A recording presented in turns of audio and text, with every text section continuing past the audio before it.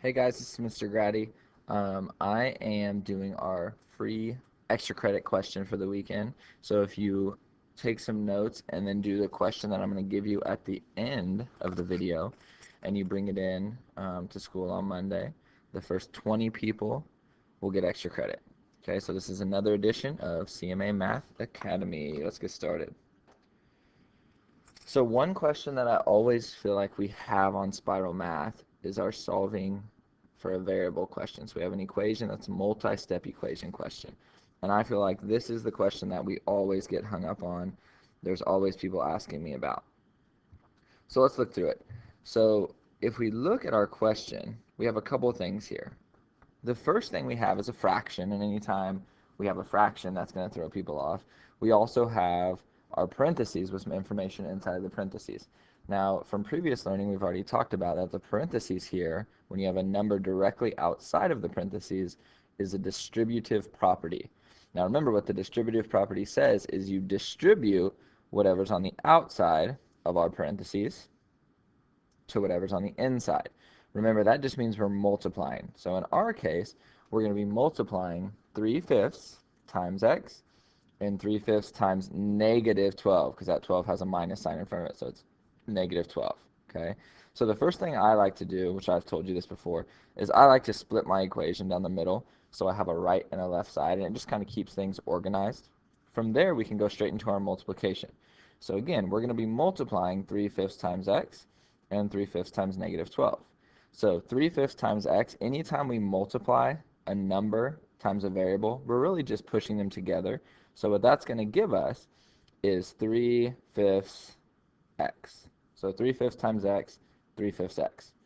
Now 3/5 times negative 12 is a little bit different. Remember, we have to put 12 over 1 in order to multiply this.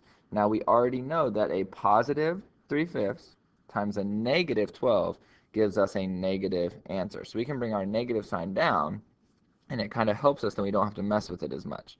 So what we have to figure out, though, and I'm going to move over to the side to have some room to write, is we have to do 3/5 times 12. Now you guys already know this. To make 12 into a fraction, we put it over 1. So when we multiply fractions, we just multiply straight across. So that gives us 3 times 12, which is 36, and 5 times 1, which is 5. So we come back into our problem, and we just put that in. 36 over 5. So now we've combined this right side. We've distributed the 3/5, and that's given us 3/5 x minus 36/5, or 36 over 5. We still have this negative 4 that we have done nothing with, so we're going to bring that down. Okay. So now we're ready to start moving things around. Remember, the goal of solving an equation is to get x all by itself. So since we want x by itself, anything that's with the x, our coefficient, which in this case is 3/5, we're going to save that for last. So we're not going to mess with that 3/5 x at all right away. Okay, we're going to save that for last, which means what we do need to do is we need to get this negative 36/5 away from our variable. So we need to move it to the left side of our problem.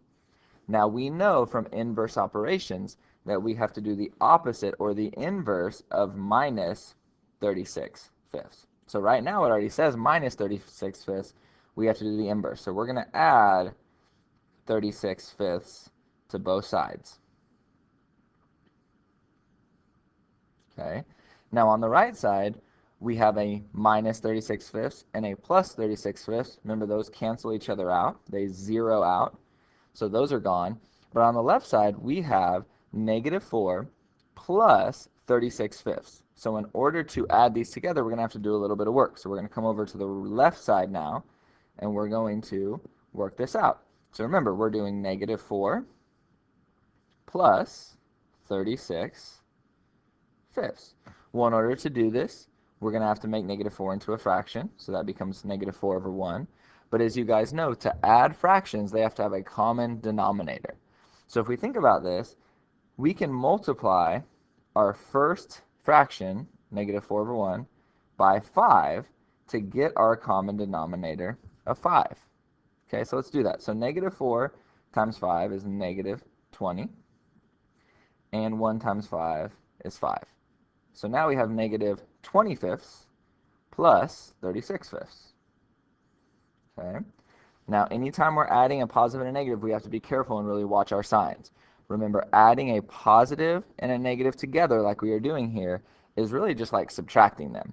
So what we really want to think is, what's 36 minus 20? So we're kind of working backwards. 36 minus 20 because of that negative sign.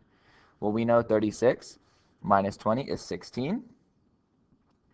We keep our 5 as the denominator. Okay, so then we have to decide, well, should that be a positive 16 or a negative? So we're going to look back up here at our positive and negative, and we see that we had 20 as a negative and 36 as a positive. So do we have more value in our negatives or our positives? Well, we know that the positive 36 is bigger than 20. So we're going to keep this 16 as positive 16. So we're going to come back over into our problem here, and we're going to write 16 fifths equals, and we're just bringing down what we have in our box, our coefficient and our variable that we are saving for last, 3/5 x. Okay, so now we're to the point where we can get rid of the 3/5 and have x all by itself. Okay, so we know anytime there's a coefficient next to a variable, so a whole number, or in this case a fraction, next to a variable, that's multiplication. So this is really saying 3/5 times x. Again, inverse operations tell us that we have to divide. So we're going to be dividing both sides by 3/5.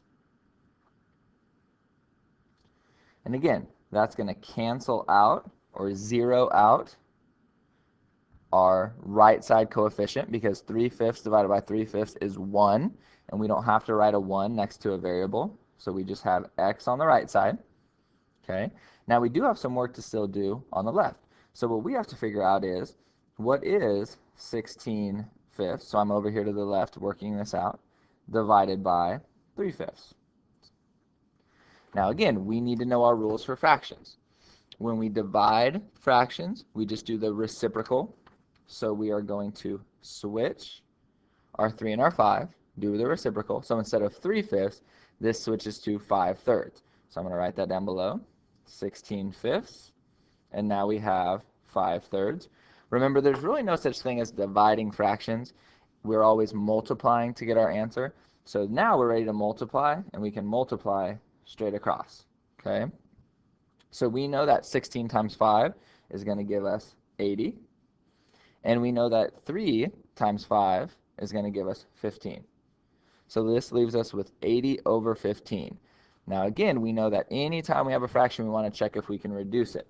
So if our number ends in a 0 like 80 does, or ends in a 5 like 15 does, we know that that is divisible by 5.